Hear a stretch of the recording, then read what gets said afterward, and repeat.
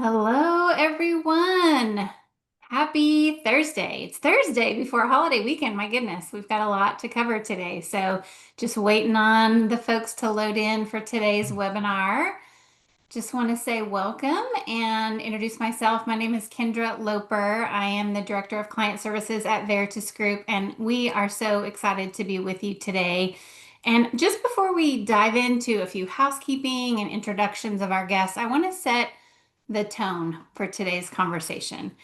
We know that our current circumstances, particularly in the US, are incredibly unpredictable. That's probably an understatement at this time. And for many of you, you may already be experiencing the effects of funding changes. And for a lot of us, this is, overwhelming and traumatic, and a lot is on your mind.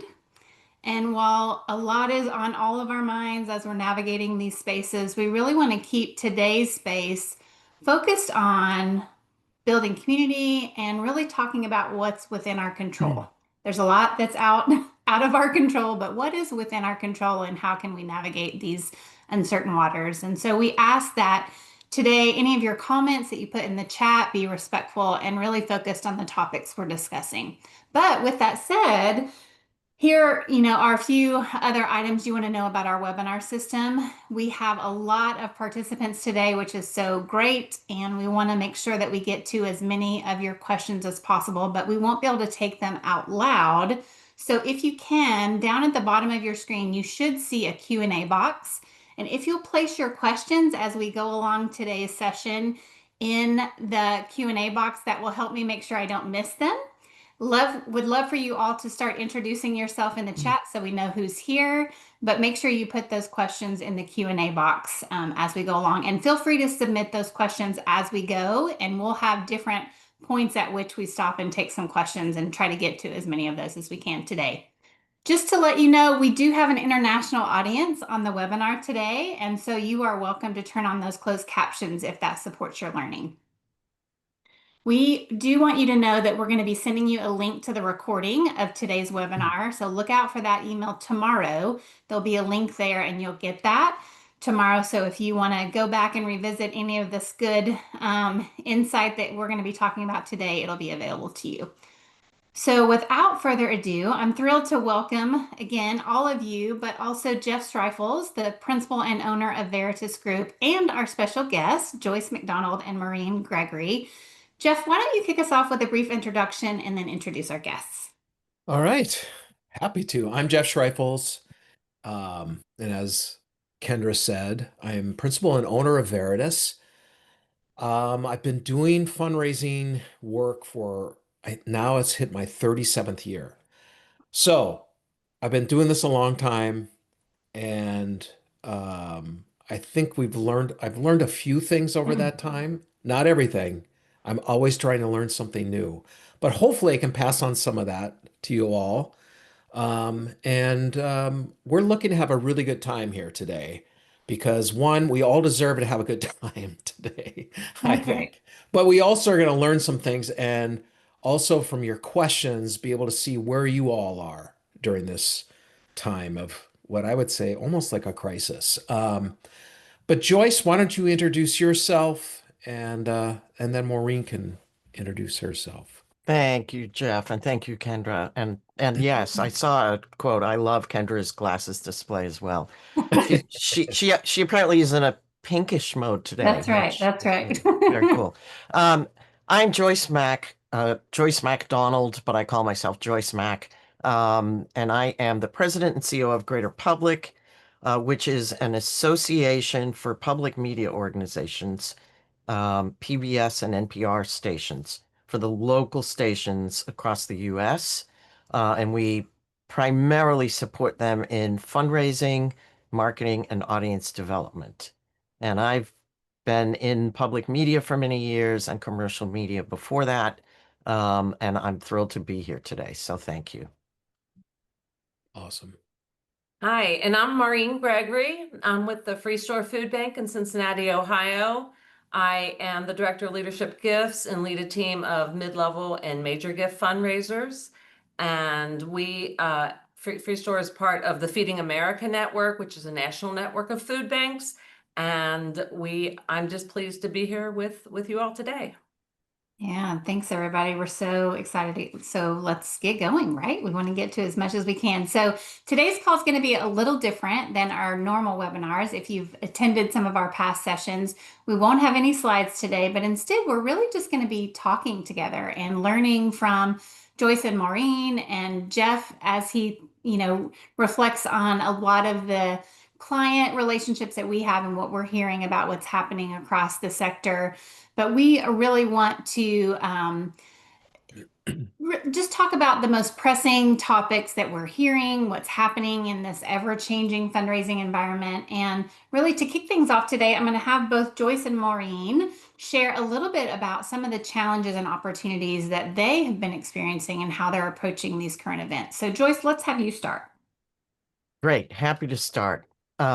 So some of you may be aware, and I know there are a few public media colleagues present today. Great to see your names in the chat. That public media in the past has been challenged by various administrations because we receive federal funding, taxpayer dollars, as a part of our funding mix for our local public media organizations. This resurfaced shortly after the inauguration, shall we say, and that started sort of a timeline of different actions and reactions. There was an executive order rumored. There was a rescission request, which actually happened. And then there was a vote in the House. Later, there was a vote in the Senate. So we've been looking at sort of car crash in slow motion. And in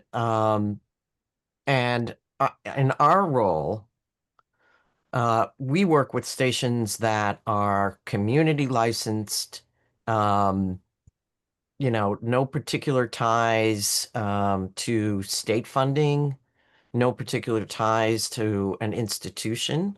A lot of public media organizations are actually licensed to colleges and universities, which places certain a certain, how shall I say, limitations in this environment around the kinds of things that they can do.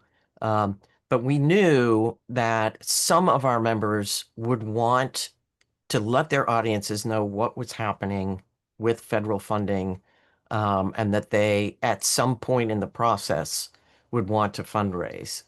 And so our message to our members was, you may be in a place geographically, or you may have a licensee that will have input into this process.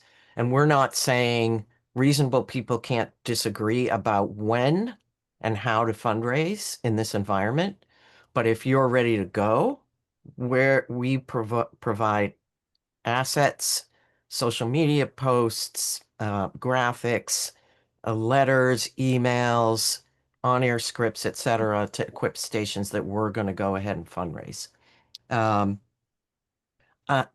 one thing that we stressed was that timeliness was of the essence. So what we've seen now in retrospect was that when the rescission actually happened and was in the news, the stations that were already fundraising saw huge spikes. And, yes, they did on-air announcements, but also a lot of giving happened through emails, newsletters, social media, on their apps, et cetera, et cetera. So, I would say this: people are exhausted in public media because this was a long, drawn out process. They put their hearts and souls into the fundraising effort. and many were quite successful. And now we're sort of sitting back and taking stock of how do we sustain that level of funding? Is it sustainable?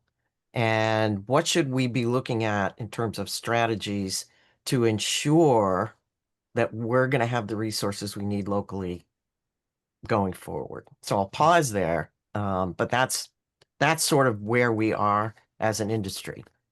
Mhm. Great. Maureen, how about you? Sure. Let me first start by saying that every day I am inspired by the neighbors that we serve, their resourcefulness, their determination to make a better future for their families. And that gives me hope for my fundraisers, for the rest of our staff. And I have to just shout out to my fellow food bankers that are also on the chat for working every day to eliminate hunger. But I can't really sugarcoat it. It's gotten harder. We're in a tough situation. There's been cutbacks. Food banks are funded at the state, local, and federal level, and we've just seen lots of shifts. It has hit the food bank nationally. There have been several food banks that have had to cut staff. And it's, it can be tough. But the one thing I did learn from being in a food bank during the pandemic is that we are resilient, we are tough, and we are scrappy. We can figure things out and do things differently, and that's what we're doing. We're actually seeing an increase in the number of our neighbors that are coming to use our pantries, and our partner agencies are seeing increases. That we really never saw much of a dip after the pandemic because the people that we serve were hit so hard, and it takes a while to recuperate. But even in the past few months, we've seen an uptick in numbers of people who are food insecure, and we've seen, like I said, some cuts. So that's kind of the position that we're in. Yeah. As a former food banker myself, I relate to those things you're saying, and I understand that it is such a tough environment at the moment. And so thank you for all that you're doing, both of you, in these times to really lead your teams, but also, meet the needs and the challenges as they're coming. So thank you both for sharing what you're experiencing in your worlds. And I know a lot of people are feeling uncertain right now and wondering how we're going to approach this fundraising landscape as the landscape keeps changing and the rules keep changing as we go. So I'd like to have each of you dive a little deeper into a couple areas before we start taking questions live from the audience. And again, don't forget, if you have questions along the way, please make sure you're placing those in the Q&A. I'm seeing a few come through already.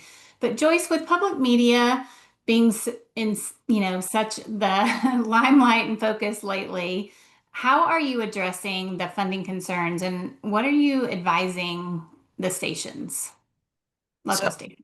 Yeah, so I'll mention a couple things. First thing is, as many of you may be aware, there are a bunch of national foundations that have been investing over the past years in local journalism because of what's been happening in the journalism space and the decline of local newspapers, et cetera.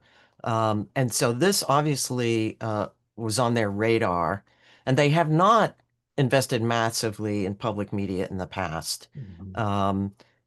But the Knight Foundation, who has a new president and CEO, sort of started a groundswell amongst those journalism interested foundations, and a group of colleagues and I, led by an organization called Public Media Company, worked to secure some funding for these foundations as a sort of bridge fund. The primary purpose of the bridge fund is to preserve local service in markets where it may be at risk. And where those markets are at risk is that a high percentage of their annual operating budgets were coming from those federal dollars. And then additionally, to look at some investment in transformation. Audiences and listening to linear broadcast, both television and radio, have been declining for years as we have a new media ecosystem. And so I think there are exciting opportunities, given that bridge fund, for us to explore not only some new ways of providing service, but also new ways of building revenue models. The second thing I'd say is we in public media are actually sitting on a huge opportunity. And that huge opportunity is in really building out our mid-level and major giving programs.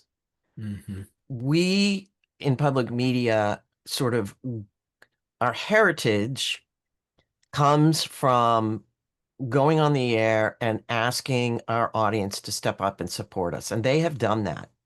And particularly if we wondered if they were still willing to do that after all these years, these past few months have demonstrated they certainly are.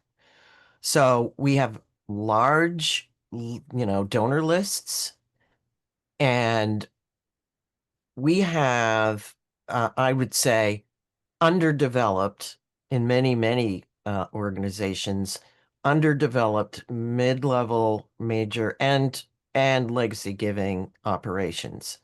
And there's a lot of interest in that space.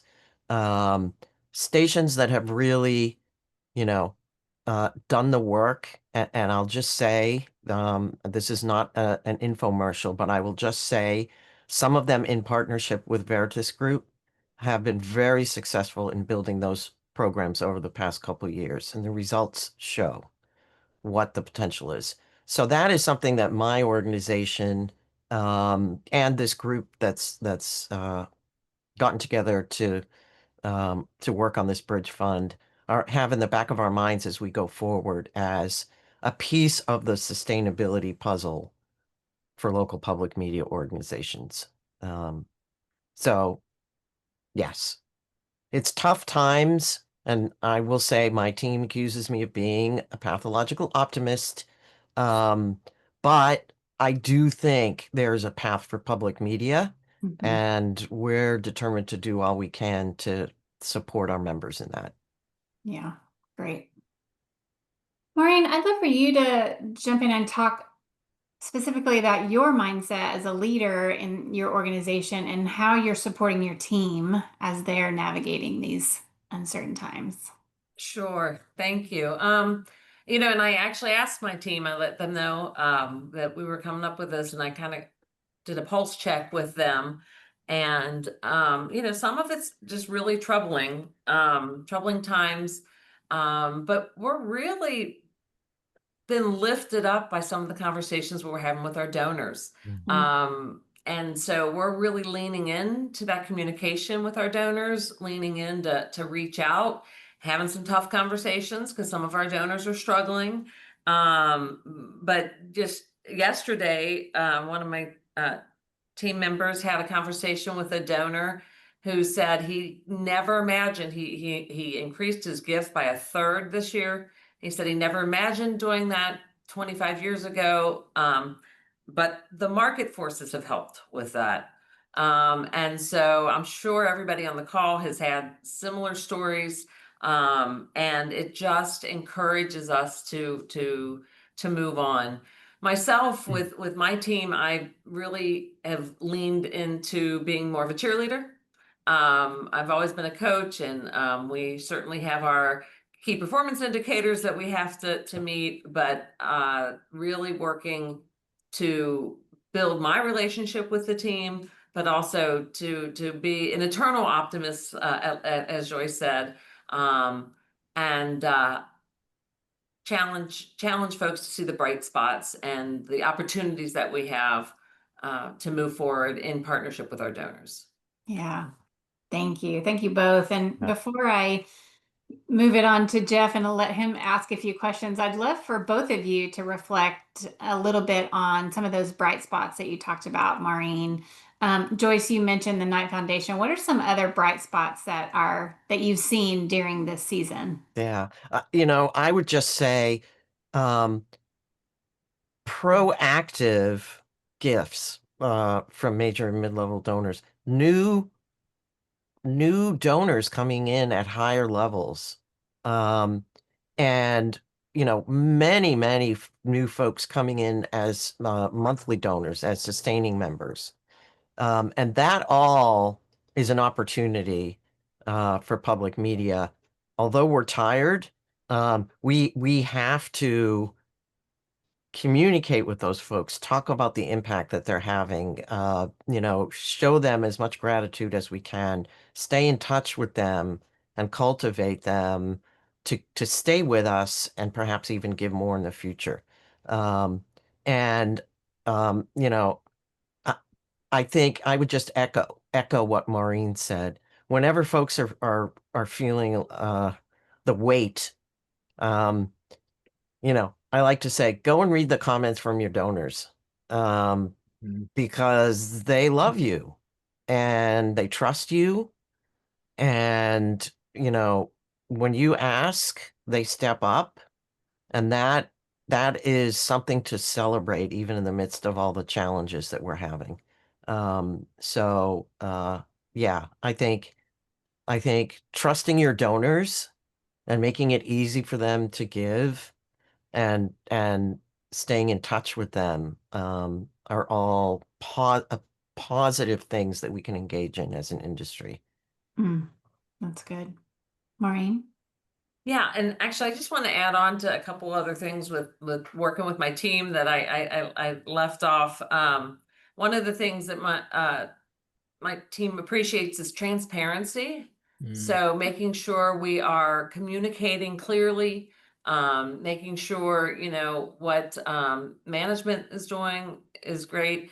I have to say, Feeding America has done a great job with communicating out to all of our partner agencies, and to see that leadership really helps. And then an emphasis on self-care. I just make sure my team has some time off if they need, and they have to take their time off, and to check in a little more personally than I would normally do with team members. But to go back to what we're seeing, bright spots, we are also seeing an uptick in our monthly donors, which is wonderful, particularly given the national trend of our smaller donors not returning. Our retention on our low-end donors, especially $25 and under donors, is really tough. And of course, acquisition is not working as well as it used to. There's a lot of noise out there. There's a lot of competition. So, having some of our monthly donors stay strong, even at those lower levels, because I think we go to $10 a month, which is just great to hear and to see our numbers increasing as a bright spot. We have gotten a few national rapid response grants from some corporate foundations, which is wonderful. And again, we're not sure that they're repeatable. So we're trying to plan accordingly. We've also had, especially early on in the first quarter of this year, we had some donors do what I call rage donating. They were just so upset by the way things were happening and the uncertainty that it made them feel good to give to us as a way of giving back to the community, I think, and to try to help countering some of the things that are going on in the world. And then again, I just go to individual. We've just we are trying to get on the phone more and more with as many donors as we can to have those personal connections. Of course, to keep, our major and mid-level donors that are coming in new, and have those personal conversations. I just had a long time donor give us a wonderful 6-figure gift, and he told me he accelerated his planned gift. Mm. And he said, I don't know if you'll be around when I pass, so this will, I'm going to do it now. And I Yeah. assured him that we will be around because we're not going anywhere. That's We right. will be around, but so having those kind of conversations with your donors is just touching to Yeah. hear. Yeah. For sure. Maureen, I want to just say thank you for highlighting the self-care piece for your team. That's something at Veritus we talk a lot about. And when we hear leaders, take up that mantle and make sure their teams are really taking care of themselves so that we can do this work for the long term is so important. So thank you for lifting that and also prioritizing that for your team. It's critical. And And I totally second that. that's Same right. here. That's Same right. here. And for us too, right? As leads, we Yeah. need to model that and make sure that we're also taking care of ourselves so that everyone feels permission to do that. So, We actually did a roundtable yesterday that I helped to moderate with leaders from public media organizations on burnout yeah, and real. strategies. Mhm. Yeah. It's How to real. recognize it and how to ameliorate. Yeah. You bet. And in organizations like we all are in, we care so deeply about these missions. Sometimes it can feel really hard during tough times to take time off. But again, we're playing the long game, right? We've got to make sure everybody has enough fuel in the tank to be able to keep going. So again, thanks for both of you really prioritizing that and mentioning it. I'm seeing lots of comments about the rage donating, loving that term. So yeah, that's real too, for sure. Okay, Jeff, I know you had a couple of questions you wanted to throw out there, and then I'll start digging through the Q&A box. So put those questions there. Yeah. Yeah. Keep those questions coming in. Yep. I wanted to talk about something that we said at the very beginning, about being able to control, feeling out of control. There's things that we can't control. And I think it's pervasive in our sector that right now, there's a lot of anxiety driven by the fear of not knowing it feels uncontrollable. There's things happening outside of us that creates this anxiety in us every day. And one of the things that I have to do personally is like, okay, because I read the news and every morning I'm like, why am I reading the news here today? But I always have to remind myself, hey, you can only control those things that you can control. So I want to ask both of you, how do you work on that? How do you tell your staff that? How do you talk to the stations, Joyce, about, look, you got to come back. There's only the things you can control that will help you in this anxious moment. Yeah. And it relieves your anxiety to do that. How are you doing that with folks? Um, Meeting them where they are. Yeah. First of all, validating their anxiety. It's real. Hmm. Um, you know, Suggesting that they really focus on their personal strength and the strength of their organizations. Because, I think of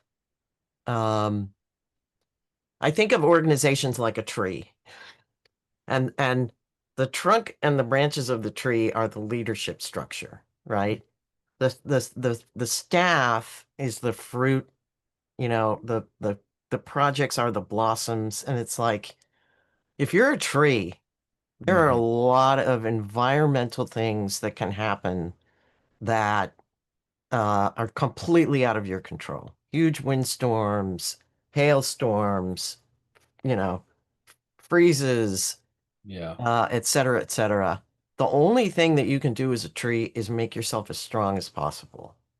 All right. And that means, you know, as the leader that's sort of holding it all together, um, you in particular have to, and back to the same topic, have to continually move from that anxious place into what's the next step in making this organization stronger space. Mhm. And that not only helps to relieve the anxiety, but whatever happens, it makes you better able to deal with whatever comes. I Mhm. know that got a little poetic and No, I like that. yeah. Maureen, how would you answer that?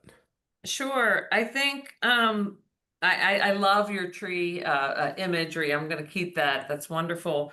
I think that's the same here. I know one of the things that we work on is talk tracks where and we so once a week my team gathers and we talk about and we discuss because language is really important. And so making sure we all have language to help our donors and to help our gift officers when they're on the phone. Mhm. And the other piece I have to mention is leaning into celebrations. So when we do the gift that we got yesterday, we celebrated that. And to make sure the wins and to go and celebrate our frontline staff who are, on they're helping folks and our neighbors every day. So and to celebrate with them as well. And then I've been reminding folks to live in the here and now. This is what we're doing. I think the serenity prayer has been said a few times, Yeah. maybe a little more in recent months than usual. Not as a group, but we're leaning into the things that we can control.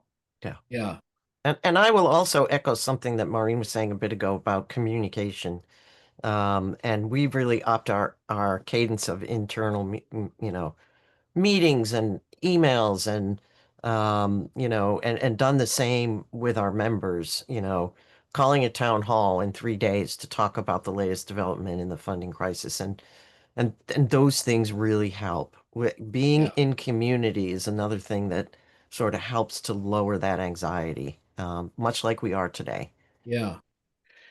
I do like that. I love that tree analogy. So I'll use it a little bit more, Joyce.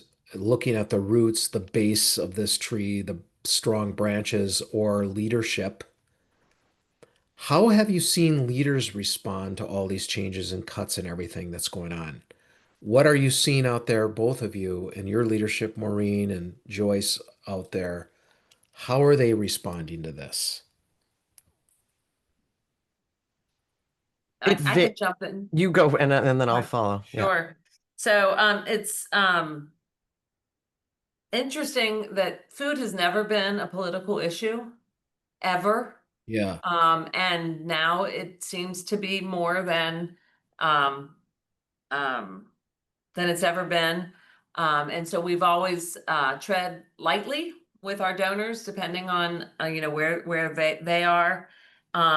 But I have been so grateful for our advocacy work that we do have through our state associations of food banks and our National Association of Food Banks, and they have been messaging to us constantly, and it just provides that leadership that we need. Mhm. Certainly, our CEO here is out in the public often with we are here to stay, we are going to be feeding our neighbors. It may look a little different.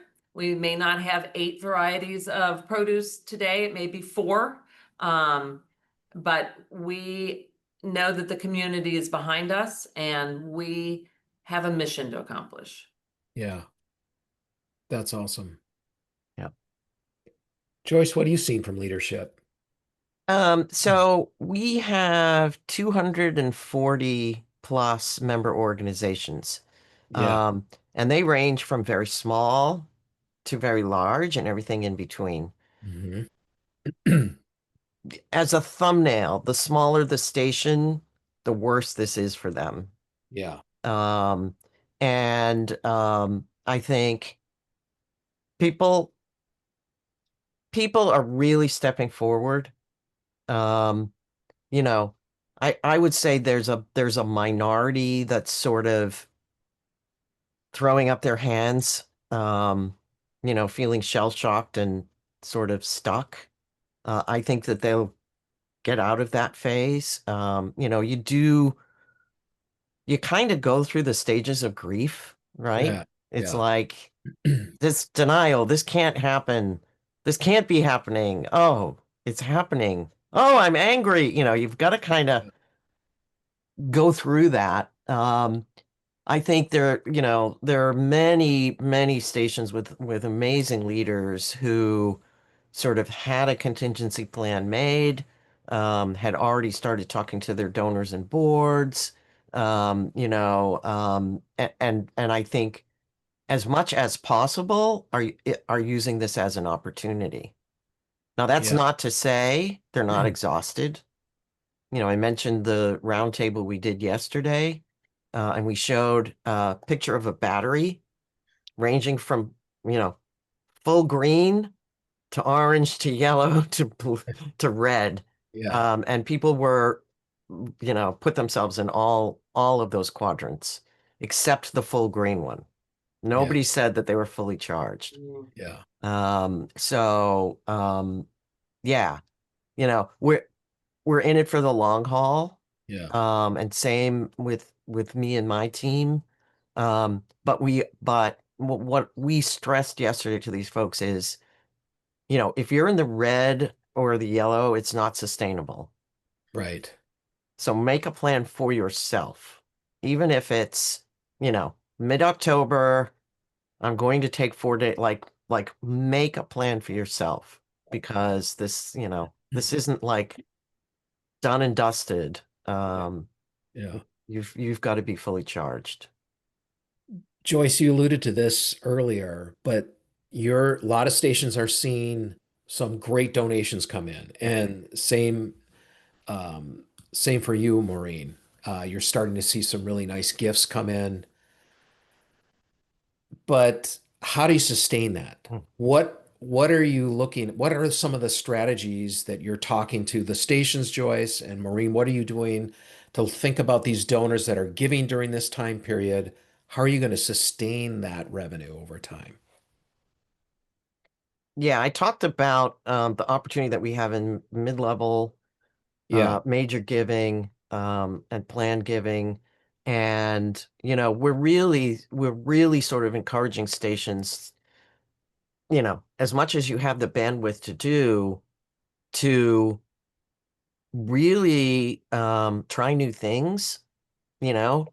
And it's not necessarily new to use Yeah. email or social media or these other things, but I think as fundraisers, we tend to think we're annoying people when we get in, if we are too frequently talking to them. Mhm. Um, and there's very little evidence that, put it this way, there's no evidence that any but a few donors find that irritating. Mhm. And they will let you know by unsubscribing or whatever. Um, and yes, we've had an upswell of giving, um, but the challenge isn't going away. Right. And as Maureen was saying about being transparent, be transparent with your audience and your donors.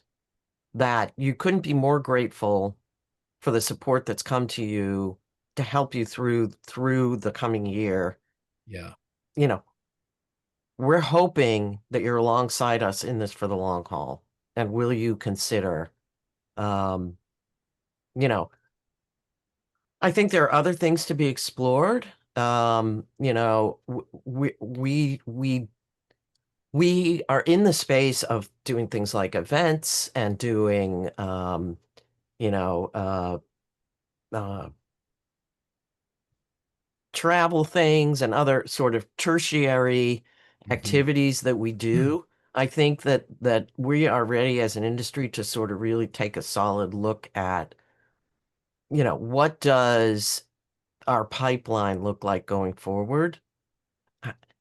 And most importantly, how are we inviting people to enter that pipeline as donors?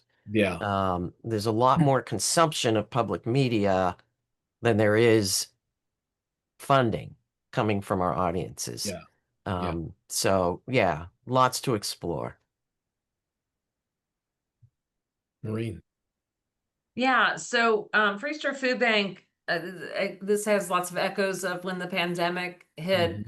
Mhm. Yeah. Our demand for food went up, and thankfully our donors stepped up, and we had lots of new donors come in, and we asked just these same questions. How long are they going to stay? Are we going to be able to retain them? And the answer is you don't know until you try.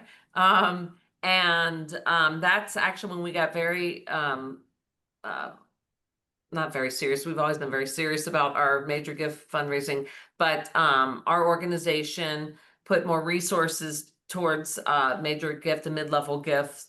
And we really took a look at our pipeline. We were able to add staff each year. So that investment in our major and mid-level gift program, I think will pay off for many years to come because we know our donors. I know Yeah. which donors want to talk to me. I know which donors, um, what programs they like, what their passion and interests are. And I'm making sure they're with us every step of the way. Yeah. So we're able to do that. Now we're even looking at our next level of even just right before mid-level, we're starting to expand Yes. our messaging to those folks because our pipeline is so important to us. And that's really where I'm trying to concentrate on. Do I know if we'll retain them? No, I don't.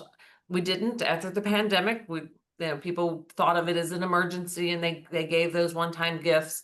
But did they hear from us? Did they get thank you notes? Did we develop a relationship with? We tried, the best we could, and we do have higher retention rates amongst our mid and major gift donors. So, just working the system, you're working the process and Mhm. engaging.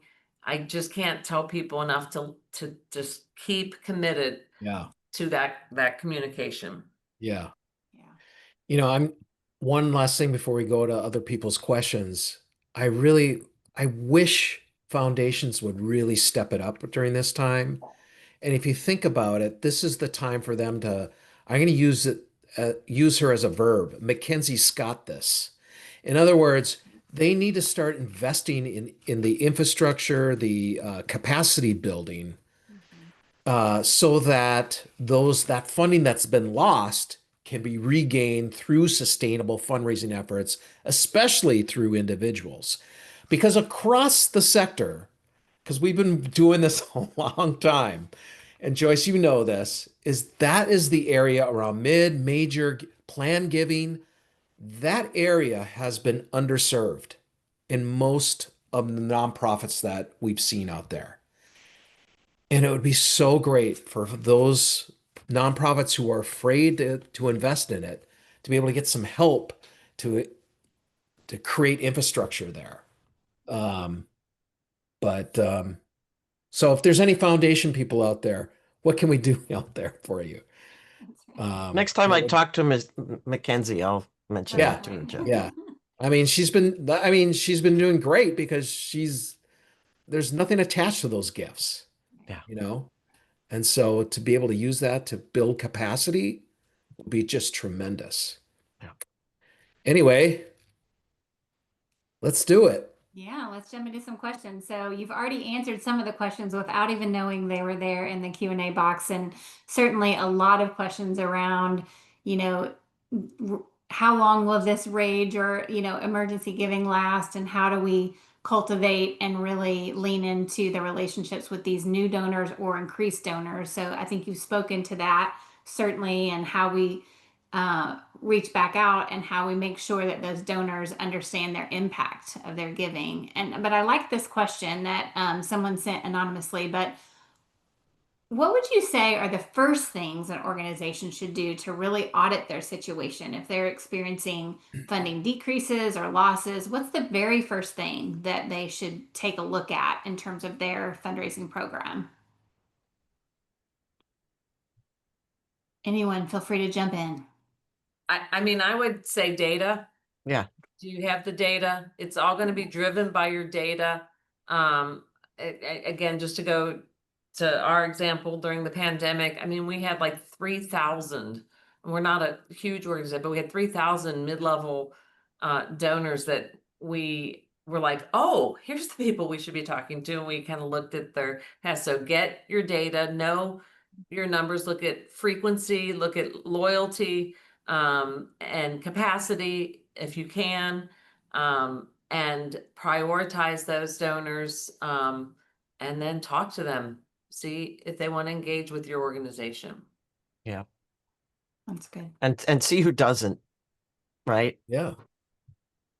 Just Right. as important. The more, you want to be spending your time as a leader and your staff to be spending their time with people who actually want to engage. And I would also say I think one of the big surprises for some of the stations that really have looked at their data closely is value attrition, where donors give $1,000 one year and then the next year they go to 200 and then they go to 150. And, there may be circumstances beyond their control that are causing that. But it's good for your organization to have a handle on that number, because I think in many cases, it's much higher than the organizations would have guessed, because new dollars coming in year to year sort of mask what's happening. And that, that points to more cultivation, more communication. You bet. Building those relationships with donors. Yeah. That's right. Drawing them as close as you can, right? So, Maureen, you talked about leaning into celebration with the organization internally, but this question really speaks to externally. Do you feel like it's more compelling to talk with donors about the crisis or need right now, or to celebrate how the support has made a difference? Sure. We kind of do both. I was going to say both. Yeah. Yeah. Yes, and Yes. Yes, and exactly. We have, we make an impact every day. I'm sitting right outside our pantry right now, and so I get to see we are feeding people every day.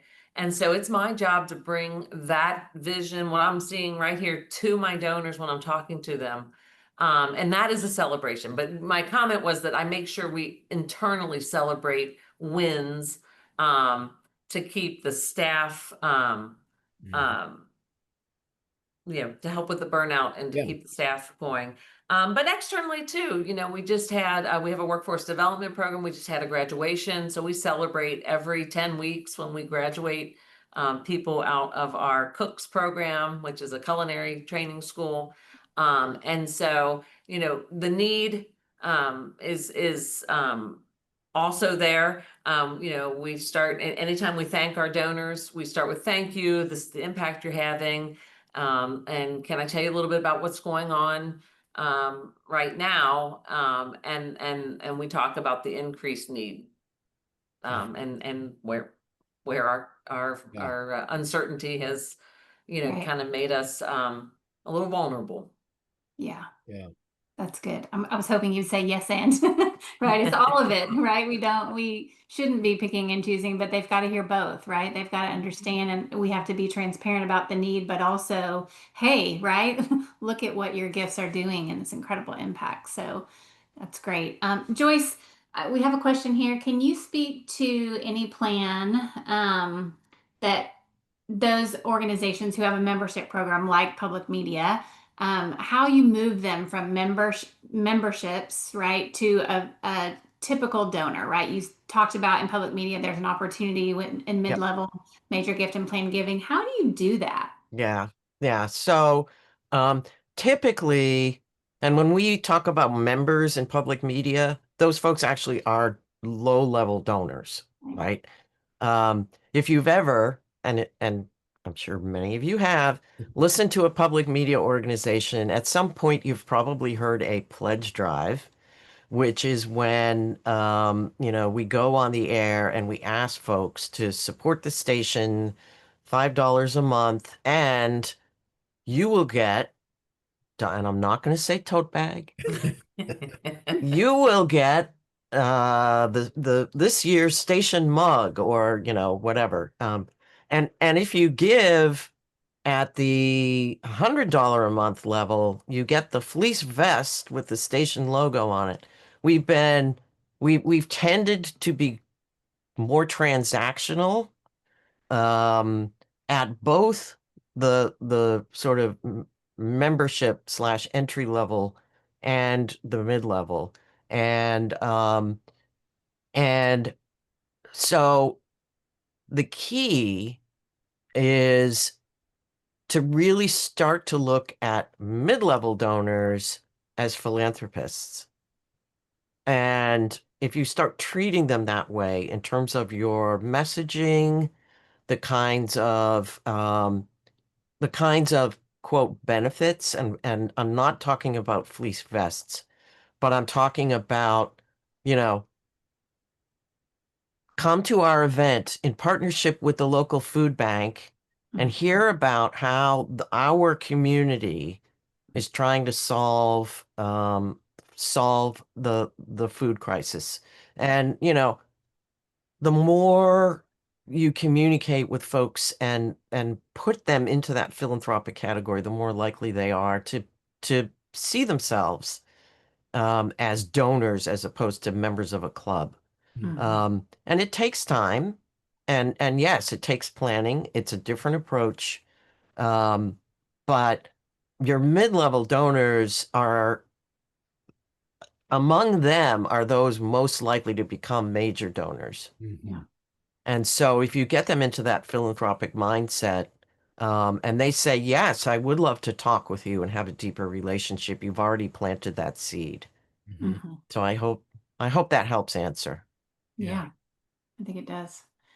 So there's a couple questions here related to just everything that's in the news, everything that's going on. There's a lot of needs, and organizations are experiencing those needs at different levels of emergency, right? And so certainly public media is in the news, food banks are in the news. We're seeing those things talked about, and there are other organizations that may not be getting quite the spotlight and or may not have the same kinds of losses in terms of federal funding, but still have a need to build those major gift pipelines. So what does that look like during this time when there is, increased need? I love how you talked about that partnership, opportunity where two organizations may talk about how they're serving the community together. What are some other ways that you see that those organizations can really still build their pipeline during this season? Yeah. Donors will decide what's most important to them. Yeah. And I feel as though at times like this, people recognize more things that are important to them as the needs are more widely dispersed. Um, you know, I love partnerships. I love partnerships around content and journalism. They're force multipliers. Um, and I do see stations taking that on in the fundraising area. An on-air drive might say, 10% of your donation will go to the local animal shelter or something else. Um, you know, those I think, help people feel as though they're helping to an even greater extent than the dollar amount that they're giving. And yeah, you've got to stay in the space. You can't pull back because you feel like there's too much coming at donors. Mhm. That they don't have to open every email and answer every phone call, and they're grown-up adults, and I think they will decide where they want to engage. Hmm, that's good. I love that you said that donors will decide, right? It's really how we lean into and partner with donors rather than trying to, manipulate how a donor will give or when they will give, right? It's about really leaning in and matching with the donors that truly care deeply about the work that your organization is engaged in. Yeah. Great. Maureen, would I you do want to add add to anything? that because I Yeah. do think there's something what Joyce said. Donors will decide. That is true. But I also feel like we have a responsibility to put those opportunities in front of them. You bet. And many times we fail to do that. We feel like, oh, we don't want to intrude during this time or whatever we're self-talk things that we create in our heads. Yeah. Donors want to give, Yeah. but they also want to know what the opportunities are.